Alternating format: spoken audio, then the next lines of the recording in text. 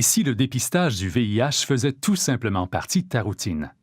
Peu importe que ton partenaire soit séropositif, séronégatif ou indétectable, ou que tu sois top ou bottom, en connaissant ton statut VIH et le sien, tu seras mieux équipé pour prendre des décisions éclairées par rapport au sexe qui t'allume. Plusieurs le savent déjà, le dépistage du VIH est un incontournable pour prendre soin de notre santé sexuelle. Cependant, certains d'entre nous ne passent jamais de test et d'autres, pas assez souvent. Alors, à quelle fréquence devrait-on faire un test de dépistage? Si tu as des rapports sexuels anaux sans condom, avec des gars qui ont un statut différent du tien ou dont tu ne connais pas le statut, il faudrait passer un test tous les 3 mois. Si tu préfères utiliser un condom chaque fois que tu as du sexe anal ou si tu choisis plutôt de donner ou de recevoir du sexe oral seulement, un test annuel devrait suffire. Si ton partenaire et toi considérez de laisser tomber le condom, commencez d'abord par faire des tests de dépistage du VIH et des autres ITS. Vous pourriez aussi envisager de prendre la PrEP.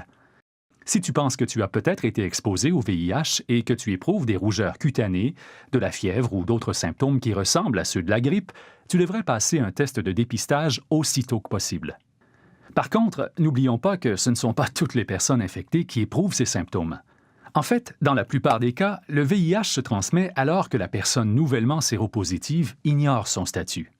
Autrement dit, elle n'a pas encore passé de test de dépistage et ne suit donc pas de traitement pour maintenir sa santé. Quand l'infection est à ses débuts, c'est là qu'il est plus probable de transmettre le VIH. Si tu es séropo, la meilleure chose à faire pour ta santé est de commencer un traitement le plus rapidement possible. Les médicaments qui traitent le VIH ont beaucoup évolué et n'ont presque plus d'effets secondaires. De plus, un traitement précoce réduit la probabilité de transmettre le VIH à des partenaires sexuels. Si tu as le VIH, la santé et le sexe qui t'allument sont tous les deux à ta portée.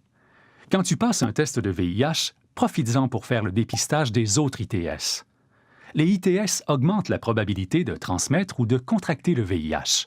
Donc, tous les gars, qu'ils soient séropositifs ou séronégatifs, devraient se faire dépister régulièrement pour les ITS comme la syphilis et la gonorrhée.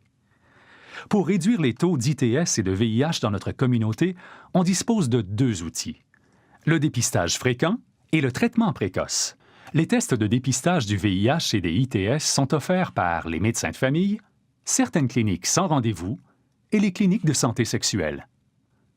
Les tests de VIH sont très précis, en plus d'être gratuits. Si la question du respect de ta vie privée te préoccupe, sache que le dépistage du VIH est confidentiel. La plupart des points de service demandent d'avoir une carte santé et certains exigent que l'on prenne rendez-vous.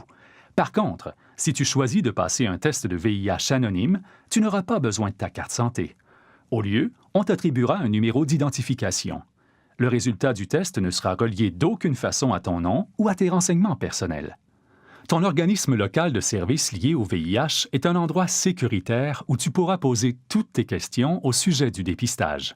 On pourra aussi t'y aider à trouver une clinique de dépistage et à te mettre en contact avec des services adaptés et respectueux des personnes LGBTQ.